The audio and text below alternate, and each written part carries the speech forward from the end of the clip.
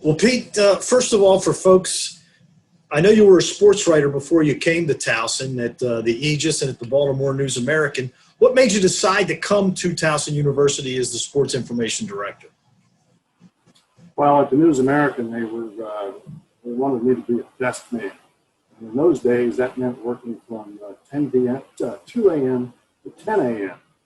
And that just wasn't my, that didn't agree with me. I always wanted to be out and about writing. About that time, the position came open at Towson.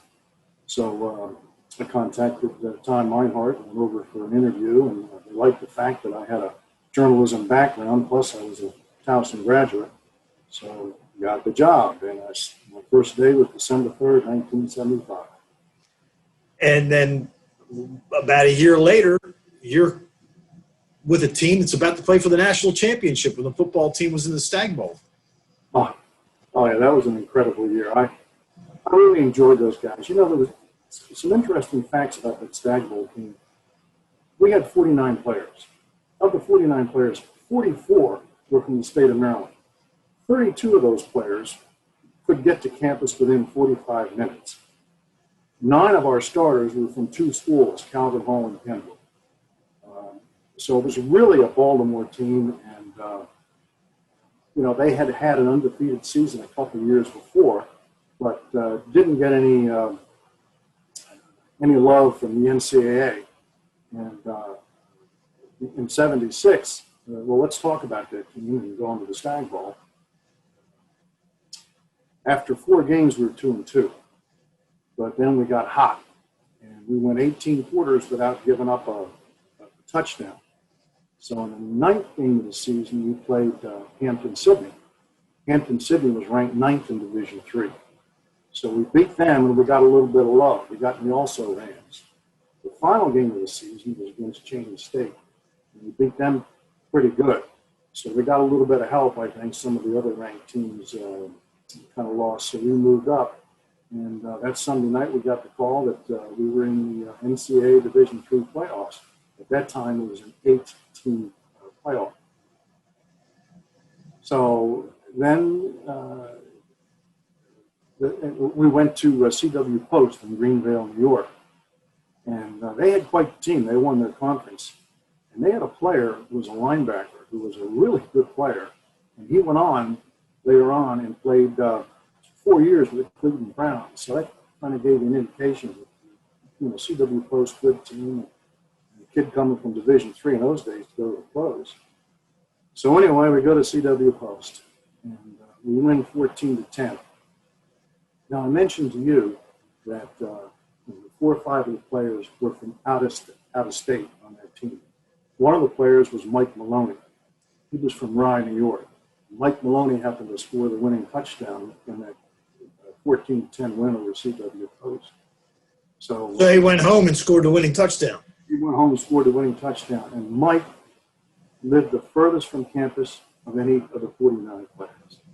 So then there was the great comeback against, you know, in the championship game that just fell short. I want to touch on some other things here. You know, and I know because you're a huge baseball fan that just a couple weeks ago, Cal Ripken had the 25th year anniversary of his streak, 21-31. You had an amazing streak yourself. How many consecutive Towson football games did you cover? Oh, my. I think it's about 370-some maybe, over 36 years. Yeah, in those days, you know, there are only 10 or 11 or 12 football games in the season, and there's so much work involved. But to miss one game, it just so a lot of the media relations guys and sports information directors made an effort to make every game. Anyway, my streak, I think, stands 5th all time in the college sports information directors of America.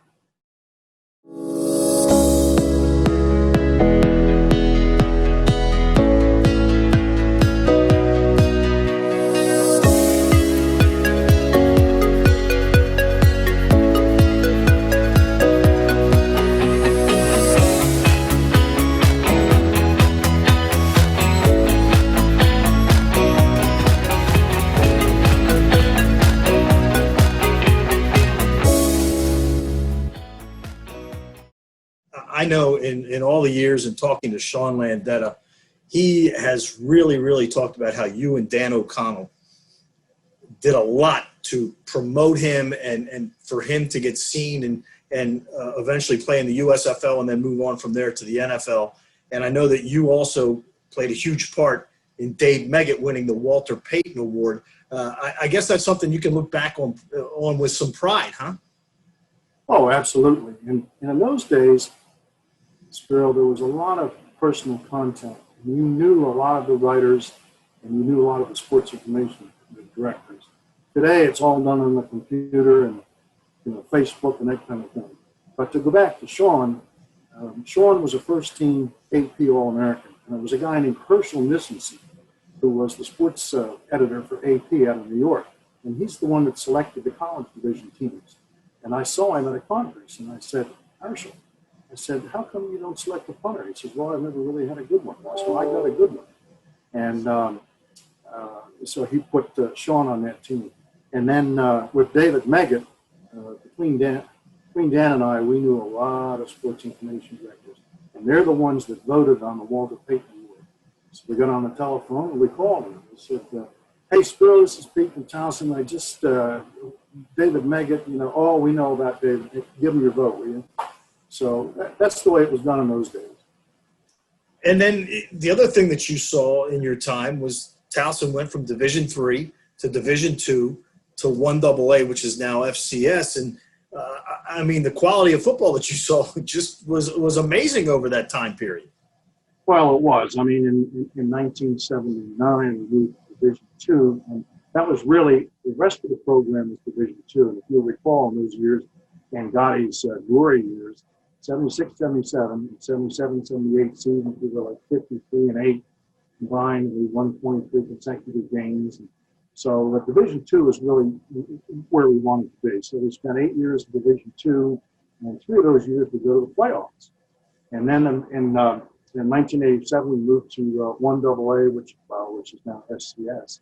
And, that's where we've been for, I don't know how many years. The first 10 years we were independent. Then we had 7 years in the Patriot League. And then there was 3 years in Atlantic 10. And then I guess the last 24 years since CAA started to sponsor football, we've been, members of the CAA. But if you go back, it would be wrong to compare Dan DeLay, our first All-American. He was the quarterback in that Stag Bowl team. And Skip Chase was also a first-team All-American tight end on that Stag Bowl team, too. Some of the kids today, back then, they were great. It's all relative. The kids, they got bigger. The biggest guy on the Stag Bowl team was Eldridge Haley. He was a defensive tackle. He was 6'3", 250. Heck, we've got fullbacks now that are 6'3", 250.